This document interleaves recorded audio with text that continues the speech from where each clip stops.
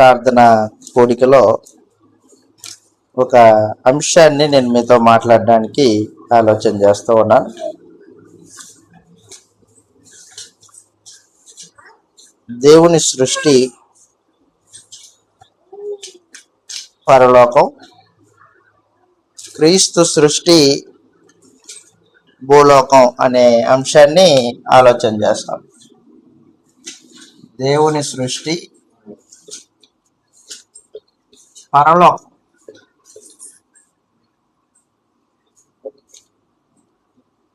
క్రీస్తు సృష్టి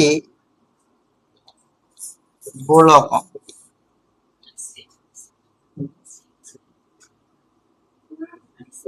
పరలోకమందున్న దేవుడు సృష్టికి సొంతైన అధికారం కలిగిన వాడు. సృష్టిని అంతటిని తన మనసులో నుంచి తన భావనగా తెలియజేశాడు. ఈ మహాసృష్టి భౌతికమైన సృష్టి. ఈ సృష్టి దేవుని యొక్క ప్రణాళిక ప్రకారంగా సృజింపబడింది. ఈ సృష్టిని నిర్మించిన వాడు యేసుక్రీస్తు. దేవుని మనస్సులో భావన పుట్టింది. ఆ భావనకి రూపాన్ని ఇచ్చిన వాడు ప్రభు అయిన యేసు. ఆది యందు దేవుడు భూమి ఆకాశములను సృజించెను అని ఆదికాండం 1:1 మనం చదువుతాం. ఆది యందు దేవుడు భూమి ఆకాశములను సృజించెను. దేవుడు సృష్టికర్తగా సృష్టిని సంకల్పించాడు, ప్లాన్ చేశాడు. ఆ ప్లాన్కి రూపాన్ని ఇచ్చిన వాడు ప్రభు అయిన యేసు.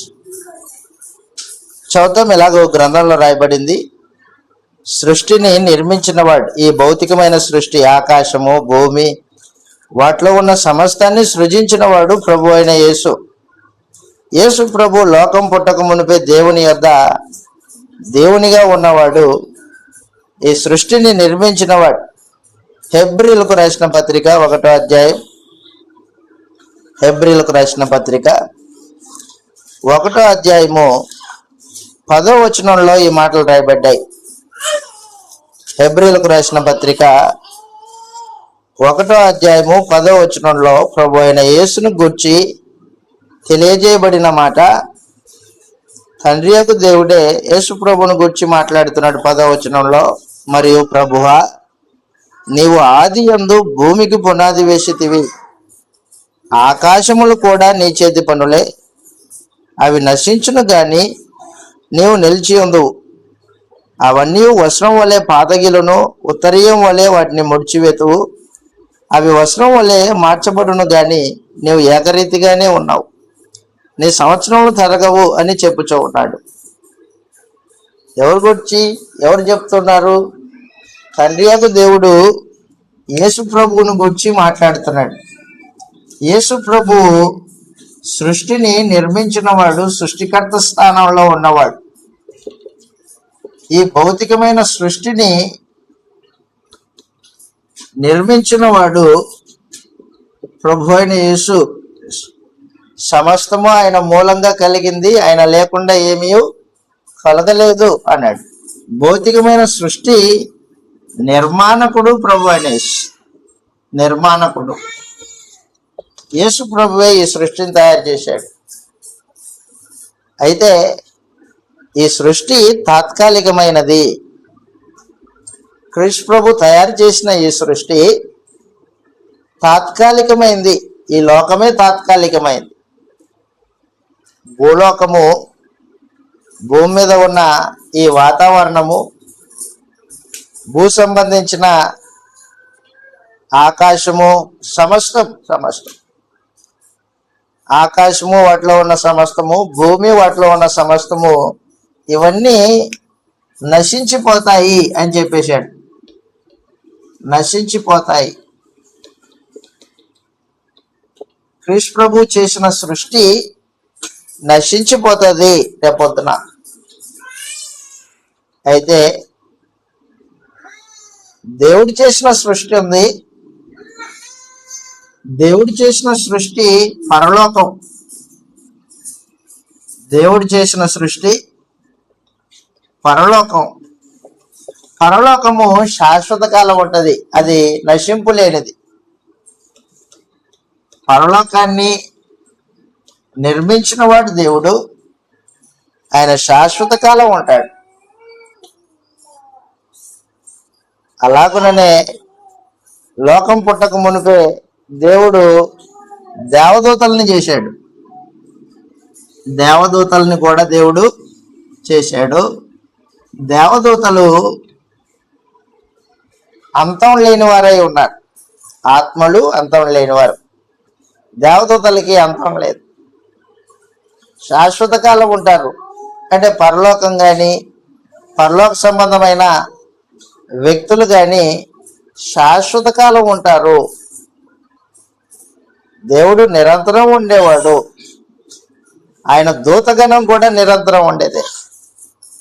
అయితే భూమి మీద ఉన్న సమస్తము తాత్కాలికమైనవి.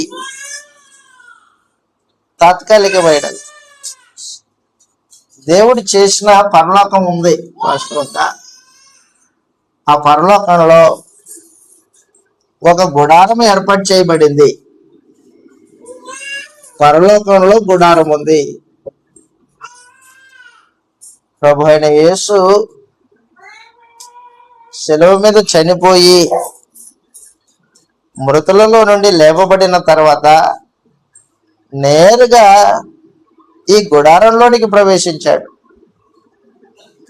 పరలోకపు గుడారంలోనికి ప్రభు అయిన యేసు ప్రవేశించాడు.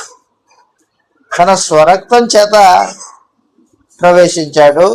మానవ జాతి పాప ప్రాయశ్చిత్తంగా ఉండడానికి ప్రవేశించాడు. హెబ్రీయులకు రాసిన పత్రిక పరలోక సంబంధమైన గుడారము. హెబ్రీయులకు రాసిన పత్రిక 9వ అధ్యాయము 11వ వచనంలో ఈ మాట రాయబడింది. హెబ్రీయులకు రాసిన పత్రిక 9వ అధ్యాయం 11, 12 వచనాల్లో ఈ మాటలు తెలియజేస్తూ ఉన్నాడు.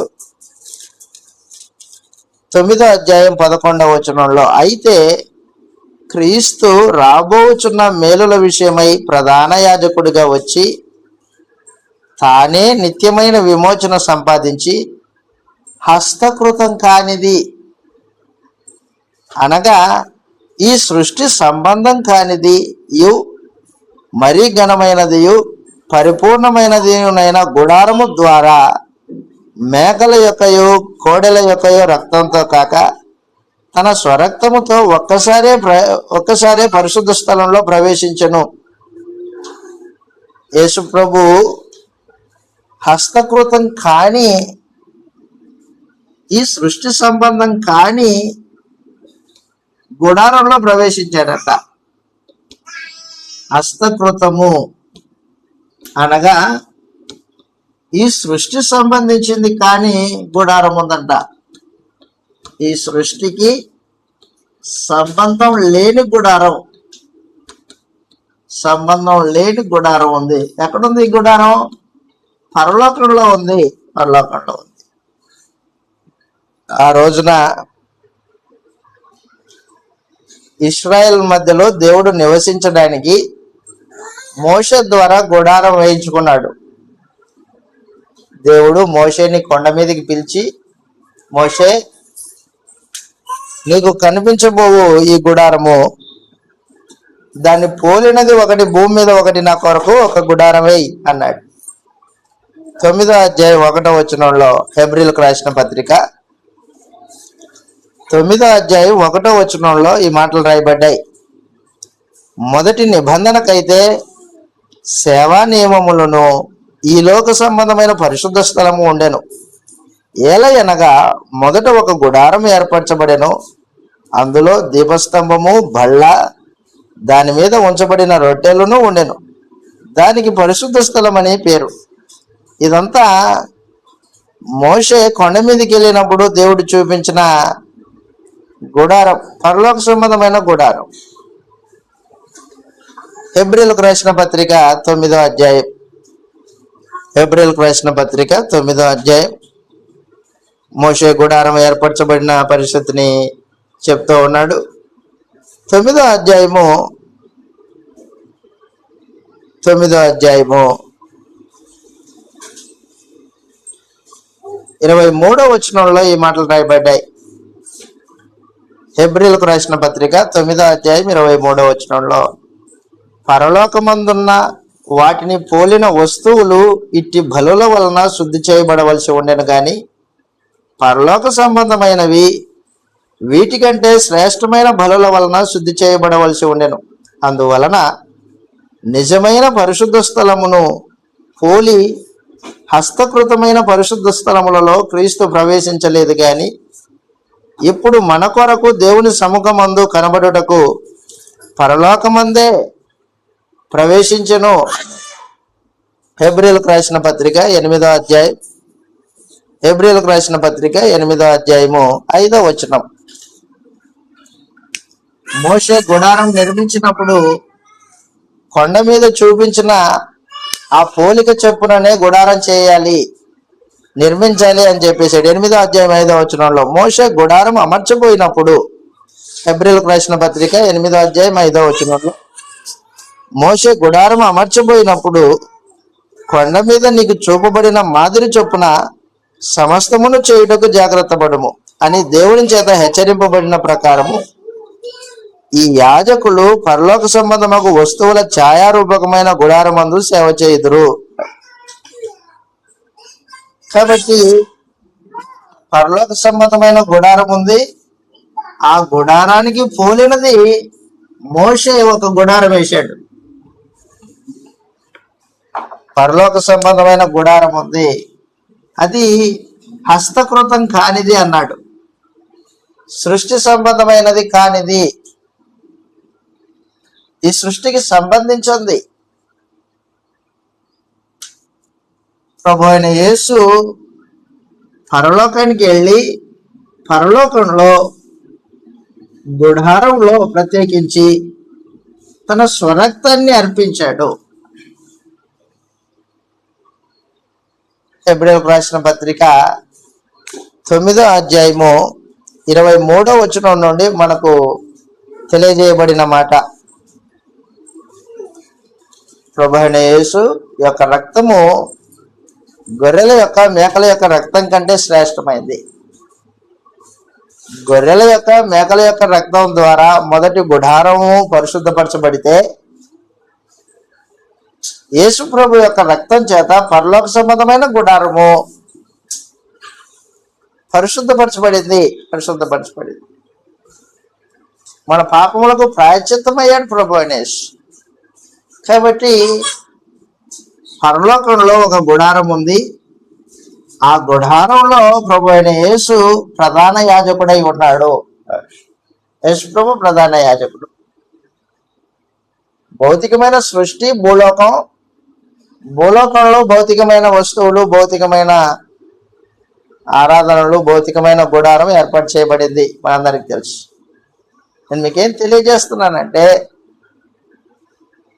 క్రీస్తు నిర్మించిన ఈ సృష్టి భూలోకము నాశనమైపోతుంది. కానీ దేవుడు సృజించిన పరలోకము శాశ్వత కాలం ఉంటుంది. దీన్నే బైబిల్లో ఏమన్నాడంటే, చేతి పని, చేసిన పని అని తెలియజేయబడింది. చేతి పని,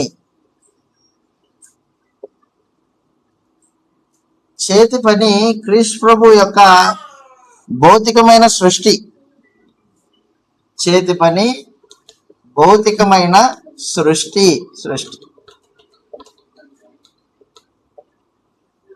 చేసిన పని ఉంది ఒకటి, లేదా చేతి పని కానిది ఒకటి ఉంది. చేతి పని కానిది.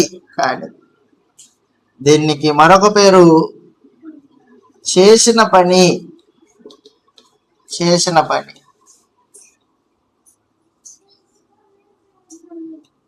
మరొక పేరు, ఈ చేతి పని కాని దానికి మరొక పేరు హస్తకృతం కానిది. హస్తకృతము కానిది కానిది ఈ సృష్టికి సంబంధించింది కాదు. యేసు ప్రభు చేసిన పని చేతి పని అని పిలువబడింది. కొరింథీయులకు రాసిన 2వ పత్రిక 5వ అధ్యాయం, కొరింథీయులకు రాసిన 2వ పత్రిక 5వ అధ్యాయం 1వ వచనంలో ఈ మాట రాయబడింది. కొరింథీయులకు రాసిన 2వ పత్రిక 5వ అధ్యాయం 1వ వచనంలో అపోస్తలుడైన పౌలు క్రైస్తవ నిరీక్షణ గురించి మాట్లాడుతూ ఉన్నాడు. భూమి మీద మన గుడారమైన ఈ నివాసము శిథిలమైపోయినను చేతి పని కాక, అదిగో చేతి పని కాక అన్నాడు. చేతి పని కానిదేంటి? పరలోక సంబంధమైంది, శాశ్వత కాలం ఉండేది. చేతి పని ఏంటి? భౌతికమైన సృష్టి. చేతి పని భౌతికమైన సృష్టి. చేతి పని కానిది దేవుని సృష్టి. దేవుని సృష్టి పరలోకమందున్న దేవుడు తండ్రి, తండ్రి యగు దేవుని ప్రభువైన యేసు ఈ మాటలు తెలియజేశాడు అపోస్తలులకి. నేను వెళ్ళిపోతున్నాను, తండ్రి ఇంట అనేక నివాసాలు కలవు అన్నాడు. ఎవరు కట్టారు వాటిని? తండ్రి ఇంట అనేక నివాసాలు కలవు. నేను వెళ్ళి కడతానని చెప్పలేదు, నేను వెళ్ళి మీకోసం అక్కడ ఇల్లు కడతానని చెప్పలేదు, కానీ ఆల్రెడీ తండ్రి ఇంటిలో నివాసాలు ఉన్నాయి అని చెప్పేశాడు. యోహాను సువార్త 14వ అధ్యాయం, యోహాను సువార్త 14వ అధ్యాయం 1వ వచనం నుండి మనం చదివితే ఈ మాటలు రాయబడ్డాయి. దేవుని యందు విశ్వాసం ఉంచుతున్నారు, నా యందును విశ్వాసం ఉంచండి. యోహాను సువార్త 14వ అధ్యాయం 1వ వచనం నుండి చదువుతాను. మీ హృదయములు కలవరపడనీయకుడి, దేవుని యందు విశ్వాసం ఉంచుతున్నారు, నా యందును విశ్వాసం ఉంచుడి. నా తండ్రి ఇంట అనేక నివాసములు కలవు, ఆల్రెడీ ఉన్నాయి. లేని ఎడల మీతో చెప్పుదును, మీకు స్థలం సిద్ధపరచడానికి వెళ్ళుచూ ఉన్నాను. నేను వెళ్ళి మీకు స్థలం సిద్ధపరిచిన ఎడల నేనుండు స్థలంలో మీరును ఉండులాగున మరలా వచ్చి నా యొద్ద ఉండుటకు మిమ్మును తీసుకొని పోవుదును.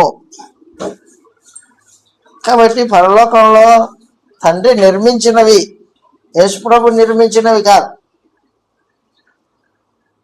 తండ్రి నిర్మించినవి. తండ్రి నిర్మించిన నివాసాలు ఉన్నాయి పరలోకంలో. తండ్రి నిర్మించిన నివాసాలు చేతి పని కాని నివాసాలు అన్నమాట అవి. అక్కడ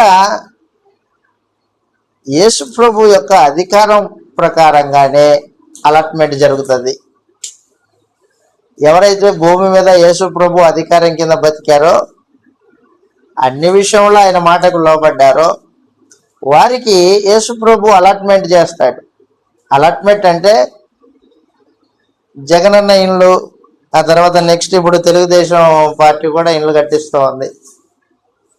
వారి పేర్ల ప్రకారంగా ఇల్లు నిర్మించబడుతూ ఉంటాయి. ఆ ఇల్లుని రిజిస్ట్రేషన్ చేసేటప్పుడు పేరుతో రిజిస్ట్రేషన్ చేస్తూ ఉంటారు. అలా నాయన పేరు పెట్టి పిలిచి ఇదిగో ఇది నీ ఇల్లు అని చూపిస్తారు. అలాగున పరలోకమందున్న తండ్రి చేసిన నివాసాలు ఉన్నాయి అక్కడ. ఆ నివాసాలు శాశ్వతమైన నివాసాలు. అవి ఆల్రెడీ తండ్రి చేత చేయబడ్డాయి, యేసుప్రభు వెళ్ళి చేయలేదు. ఆ నివాసాలని దేవుడు ఎప్పుడు నిర్మించాడు తెలిసిన? లోకము పుట్టింది మొదలుకొని పరలోక సంబంధమైన నివాసాలు నిర్మింపబడుతూనే ఉన్నాయి. నిర్మించింది ఎవరు? తండ్రి. తండ్రి యొక్క దేవుడు నిర్మించాడు. అందుకే హస్తకృతం కానివి, దేవుడు చేసినవి అని చెప్పేశాడు. క్రీస్తు ప్రభు చేసినవి తాత్కాలికమైనవి, ఈ భూలోక సంబంధమైన పరిస్థితులు. అయితే దేవుడు చేసినవి శాశ్వతమైనవి. అక్కడ ఉన్నాయి మనకి. అది అపోస్తలుడైన పౌలు తెలియజేస్తున్నాడు. కొరింథీయులకు రాసిన 2వ పత్రిక 5వ అధ్యాయం 1వ వచనంలో, భూమి మీద మన గుడారమైన ఈ నివాసము శిథిలమైపోయినా అన్నాడు. భూమి మీద ఈ గుడారం అంటే ఏంటది?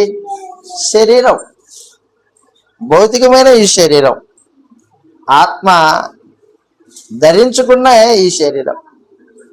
ఈ ఆత్మ శరీరాన్ని విడిచిపెట్టిన తర్వాత పాతాళ లోకంలో ఉంటది.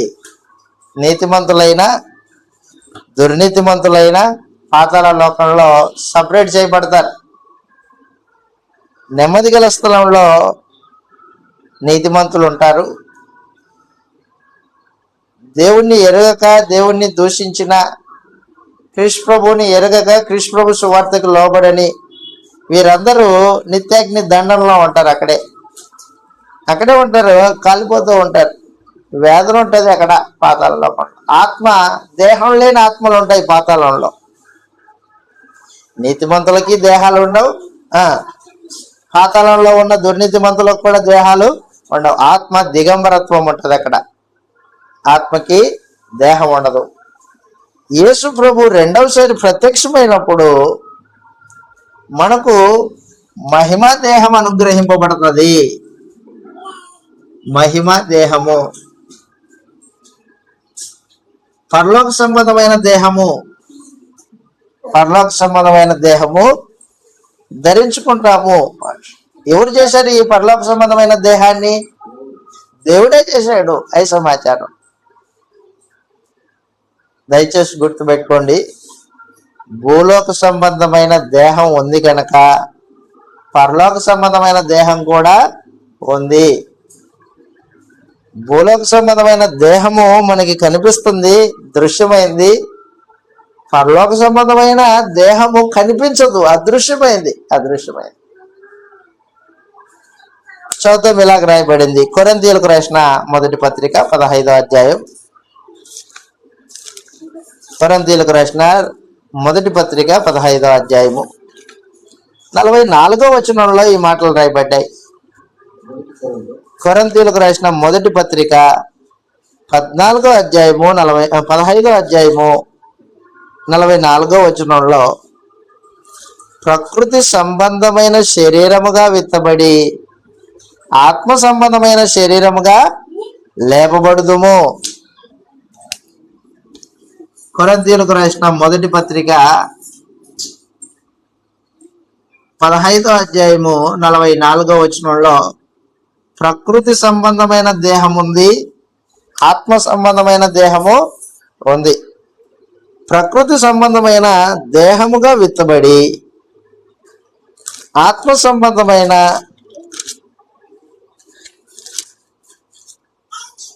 ప్రకృతి సంబంధమైన శరీరముగా విత్తబడి ఆత్మ సంబంధమైన శరీరంగా లేపబడుదుము.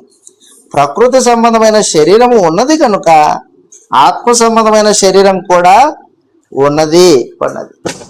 దానికి ఉదాహరణగా ఏం చెప్పాడంటే, ఇందు విషయమై 45వ వచనంలో, మొదటి మనుషుడు జీవించు ప్రాణి ఆయనని వ్రాయబడి ఉన్నది. కడపటి ఆదాము జీవింపజేయు ఆత్మయ్య ఉన్నది.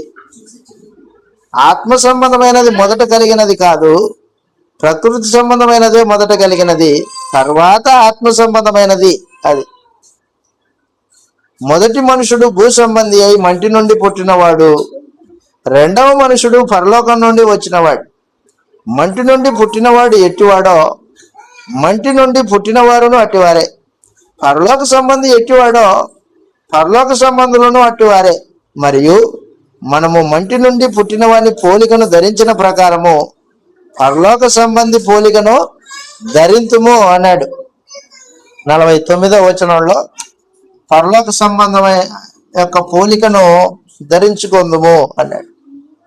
భూ సంబంధి ఆదాము, పరలోక సంబంధి కడపటి ఆదాం. కడపటి ఆదాం అంటే యేసు ప్రభు. మొదటి ఆదాము ఎలాగైతే దేహం కలిగిన వాడై దేవుని చేత సృజింపబడ్డాడో అలాగుననే మనము కూడా దేహం కలిగిన వారమై ఆదామును పోలిన వారమై ఉన్నాం. ప్రకృతి సంబంధమైన దేహం ధరించుకున్నాం. అయితే ఇప్పుడు క్రీస్తు యేసునందు విశ్వాసం ఉంచిన మనము చనిపోయిన తర్వాత ఈ ప్రకృతి సంబంధమైన దేహం రాలిపోతుంది. రాలిపోతే మనకేం ఇబ్బంది ఏం లేదు అంటున్నాడు దేవుడు. రాలిపోతే నాయన మీకేం ఇబ్బంది ఏం లేదు, మీ ఆత్మకి మరొక దేహాన్ని నేను నిర్మించాను అన్నాడు. దేవుని చేత నిర్మించబడింది, చేతి పని కానిది అన్నాడు. కొరింథీయులకు రాసిన 2వ పత్రిక 5:1 చదువుతాం. కొరింథీయులకు రాసిన 2వ పత్రిక 5వ అధ్యాయం 1వ వచనంలో ఈ మాటలు రాయబడ్డాయి. కొరింథీయులకు రాసిన 2వ పత్రిక 5వ అధ్యాయం 1వ వచనంలో, భూమి మీద ఈ మన గుడారమైన ఈ నివాసము శిథిలమైపోయినను చేతి పని కాక దేవుని చేత కట్టబడినది నిత్యమైన నివాసం, అదిగో నిత్యమైన నివాసం పరలోకమందు మనకున్నదని ఎరుగుదుము. నిత్య నివాసం, అది నిత్యమైన నివాసము, తాత్కాలిక నివాసం కాదు. దేహం తాత్కాలికమైంది, మహిమ దేహం అనేది తాత్కాలికమైంది కాదు. అందుకని అపోస్తలులు, మొదటి శతాబ్దపు క్రైస్తవులు ఈ భౌతికమైన శరీరంలో శ్రమ అనుభవించడానికి, హింస అనుభవించడానికి, ఒకవేళ ప్రాణమే పోయినా ఏమాత్రము వెనుకంజ వేసిన వాళ్ళు కాదు. కారణం ఏంటంటే వాళ్ళకి పరలోక సంబంధమైన దేహం ఉందని, అది శాశ్వతమైందని వారు ఎరుగుదురు. అందుకే చెప్తున్నాడు పౌలు, నిత్యమునైన నివాసము పరలోకమందు మనకున్నదని ఎరుగుదు. మనం దిగంబరులము కాక, అదిగో దిగంబరులు కాక వస్త్రము ధరించుకుని వారంగా కనబడదుము. కాబట్టి పరలోకము నుండి వచ్చు మన నివాసము దీనిపైన ధరించుకొన అపేక్షించుచు దీనిలో మూలుగుచూ ఉన్నాం. క్రైస్తవుడు ఈ శరీరంలో ఉన్నంత కాలము ప్రభువుకు దూరంగా ఉన్నానని ఎరిగి, ఈ భారములు కొద్ది కాలమే ఉంటాయని ఎరిగి జీవితాన్ని కొనసాగిస్తాడు. కొద్ది కాలమే, ఈ ఆర్థిక ఇబ్బందులైనా లేకపోతే నిందలైనా అపనిందలైనా ఇవన్నీ కొద్ది కాలమే. శరీర సంబంధమైన శ్రమ అయినా వేదన అయినా కొద్ది కాలమే. ఈ దేహాన్ని విడిచిపెడితే మనకు పరలోక సంబంధమైన దేహం ఉంది. దాన్ని నిర్మించిన వాడు తండ్రి యొక్క దేవుడు. చేతి పని కానిది అది హస్తకృతం కానిది, ఈ సృష్టి సంబంధం కానిది అక్కడ ఉంది. అక్కడ శాశ్వత కాలం ఉంటాం. అక్కడ కేవలము ఆత్మలు మహిమ దేహాలు ధరించుకునే నివాసం చేస్తాయి. ఒక మాట గుర్తుపెట్టుకోండి, భూమి మీద మనుషుడు బతికుండాలంటే భౌతికమైన దేహం ఉండాలి. దేహం లేకపోతే ఆత్మ ఒంటరిగా ఈ భూలోకంలో నివసించడానికి అవకాశము లేదు. పాతాళ లోకంలో దేహాలు ఉండవు. పాతాళ లోకంలో కేవలం ఆత్మలు మాత్రమే ఉంటాయి. పరలోకంలో ఆత్మ ఉంటుంది, మహిమ దేహాలు ఉంటాయి. తేజోవాసులు అని పిలిచింది గ్రంథం. పరలోక సంబంధాలను ఏమని పిలిచింది? తేజోవాసులు. దేవదూతలు తేజోవాసులు, క్రీస్తు నందున్న వారు తేజోవాసులు. అందుకే దేవుడు ఏం చేశాడంటే, ఎవరైతే క్రీస్తు ప్రభు నందు విశ్వాసం ఉంచారో వారిని కొత్త సృష్టిగా తయారు చేశాడు. నూతన సృష్టి. ఈ నూతన సృష్టి సంఘమే. సంఘము దేవుడు చేసిన పని. సంఘం శాశ్వత కాలం ఉంటుంది. చదువుతాం. ఇలాగ రాయబడిన కిందికి చెప్తూ ఉన్నాడు. కొరింథీయులకు రాసిన 2వ పత్రిక 5వ అధ్యాయం 17వ వచనంలో ఈ మాట రాయబడింది.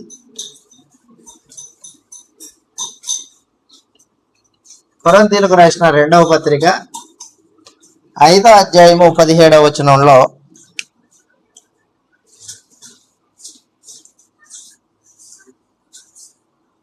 రెండవ పత్రిక 5వ అధ్యాయం 17వ వచనంలో ఏమంటున్నాడంటే, ఎవడైనను క్రీస్తు నందున్న ఎడలవాడు నూతన సృష్టి, నూతన సృష్టి అన్నాడు.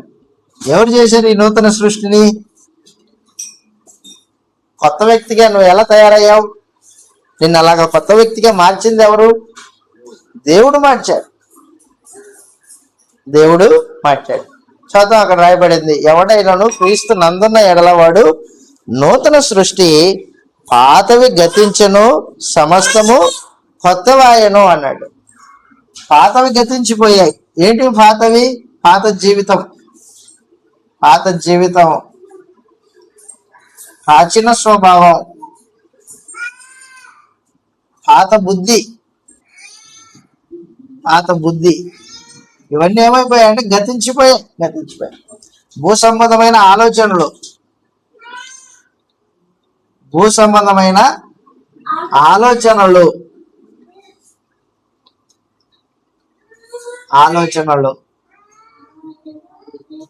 భూ సంబంధమైన కోరికలు,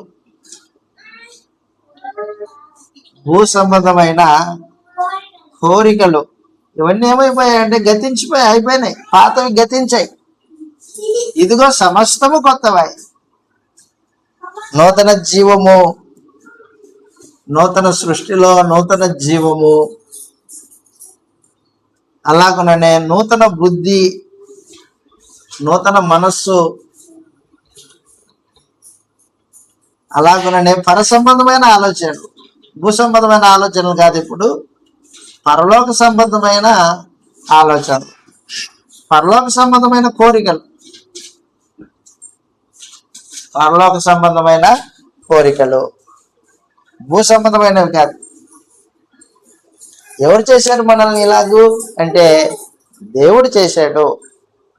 దయచేసి గుర్తుపెట్టుకోండి, ఆదాము నుండి మొదటి సృష్టి ఎలాగ ఆరంభింపబడిందో, మానవ జాతి ఆరంభం, క్రీస్తు యేసు ద్వారా దేవుడు నూతన సృష్టిని చేశాడు, క్రీస్తుతో ప్రారంభించాడు. ఎఫెసీయులకు రాసిన పత్రిక 2వ అధ్యాయం, ఎఫెసీయులకు రాసిన పత్రిక 2వ అధ్యాయము 8వ వచనం నుండి 10 వచనాలు ఇలాగ రాయబడ్డాయి. ఎఫెసీయులకు రాసిన పత్రిక 2వ అధ్యాయం 8వ వచనంలో ఈ మాటలు తెలియజేస్తూ ఉన్నాడు. ఎఫెసీయులకు రాసిన పత్రిక 2వ అధ్యాయం 8వ వచనం నుండి 10వ వచనం వరకు సంఘమును గురించి మాట్లాడుతూ, సంఘము క్రీస్తు యేసునందు దేవుడు చేసిన నూతన సృష్టి అది. 2వ అధ్యాయం 8వ వచనంలో, మీరు విశ్వాసం ద్వారా కృపచేతనే రక్షింపబడి ఉన్నారు, ఇది మీ వలన కలిగినది కాదు, దేవుని వరమే, అది క్రియల వలన కలిగినది కాదు గనక ఎవడునూ అతిశయపడ వీలు లేదు. మరియు వాటి యందు మనం నడుచుకున్న వలనని దేవుడు ముందుగా సిద్ధపరిచిన సత్క్రియలు చేయుటకై మనము క్రీస్తు యేసునందు సృష్టింపబడిన వారమై ఆయన చేసిన పని అయి ఉన్నాము. క్రీస్తు నందు సృష్టింపబడిన వారము.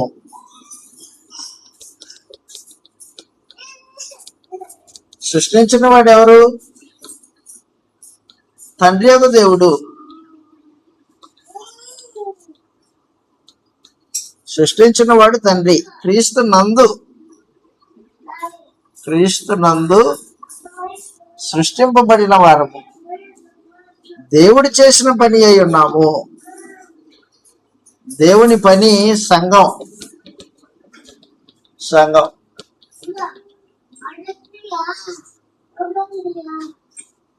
అందుకే సంఘము శాశ్వత కాలం ఉంటది. సంఘము శాశ్వత కాలం ఉంటది. క్రీస్తు ప్రభు రెండవసారి ప్రత్యక్షమయ్యేంత వరకు భూమి మీద ఉంటది. క్రీస్తు ప్రభు రెండవసారి ప్రత్యక్షమైన తర్వాత క్రీస్తుతో పాటు పరలోకానికి వెళ్ళిపోయి పరలోకంలో శాశ్వత కాలం ఉంటది. అది సమాచారం. కాబట్టి దేవుడు చేసిన సృష్టి శాశ్వత కాలం ఉంటది. శాశ్వత కాలం. అయితే ఒక మాట, మన దినచర్యలో మన భావాలు ఆత్మ సంబంధమైనవిగా ఉండాలి. నేను దేవుడు చేసిన కొత్త సృష్టి. దేవుడు చేశాడు నన్ను కొత్తవాడిగా. దేనికోసం చేశాడు నిన్ను కొత్తవాడిగా అన్నాడు అక్కడ కింద 2వ అధ్యాయం 10వ వచనంలో, ఎఫెసీ పత్రిక 2:10 అంటున్నాడు, సత్క్రియలు చేయడానికి అన్నాడు. సత్క్రియ ముందుగా సిద్ధపరిచిన సత్క్రియలు చేయుటకు మరియు వాటి యందు మనం నడుచుకునవలనని దేవుడు ముందుగా చేసిన సత్క్రియలు అన్నాడు. చేయుటకై క్రీస్తు యేసునందు సృజింపబడిన వారమై ఉన్నాము. ఆయన చేసిన పని, దేవుడు చేసిన పని. హెబ్రీ పత్రికలో కూడా ఈ విషయాన్ని తెలియజేశాడు. హెబ్రీ పత్రికలో ఏం తెలియజేశాడంటే, ఈ భూమి నిశ్చలమైనది కాదు, నిశ్చలమైనది శాశ్వత కాలం ఉండేది పరలోక సంబంధమైంది, అది సంఘం. అవి శాశ్వత కాలం ఉంటాయి. కాబట్టి నేను మీకు ఈ అర్ధగంటలో చెప్పిన సందేశం ఏంటంటే, క్రీస్తు ప్రభు చేసిన సృష్టి భూలోక సంబంధమైన సృష్టి, భౌతికమైన సృష్టి. అవి శాశ్వత కాలం ఉండదు, అవి నశించిపోతాయి. అయితే దేవుడు చేసిన సృష్టి ఉంది, అది పరలోక సంబంధమైన సంఘం. శాశ్వత కాలం ఉంటుంది. భూమి లేకపోయినా అక్కడ ఉంటాం. భౌతికమైన శరీరం ఉంది కాబట్టి ఆత్మ సంబంధమైన శరీరం కూడా ఉన్నది. మనకు అక్కడికి వెళ్ళిపోతాం క్రీస్తు ప్రభు వస్తే. కాబట్టి దయచేసి గుర్తుపెట్టుకోండి, ఇది శాశ్వతం కాదు అనేది మనకు ఎల్లప్పుడూ మన దినచర్యలో గుర్తుండాలి. ఈ శ్రమ అయినా, వేదన అయినా, నిందైనా, బాధ అయినా ఇవి శాశ్వతం కాదు. క్రీస్తు ప్రభు ప్రత్యక్షమైతే మనం పరలోకానికి వెళ్ళిపోతాం. అయితే పరలోకం వెళ్ళడానికి మన క్రియలు ప్రాముఖ్యమైనవి. మన క్రియలు, శరీరంతో జరిగించే క్రియలు, అవి మంచివైతేనే పరలోకానికి వెళ్తాం, చెడ్డవైతే కాదు. వాక్యానుసారమైన క్రియలు అయితేనే, అదిగో చెప్పాడు సత్క్రియలు, వాక్య సంబంధమైన క్రియలు. వాక్య సంబంధమైన క్రియలైతేనే, విశ్వాసంతో కూడిన క్రియలైతేనే మనం పరలోకానికి వెళ్తాం, కానీ లేకపోతే పరలోకం వెళ్ళాం. ఆ మాట చూసి ముగించుకుందాం. రోమ పత్రిక 2వ అధ్యాయంలో ఈ విషయాన్ని తెలియజేశాడు పరిశుద్ధాత్ముడు.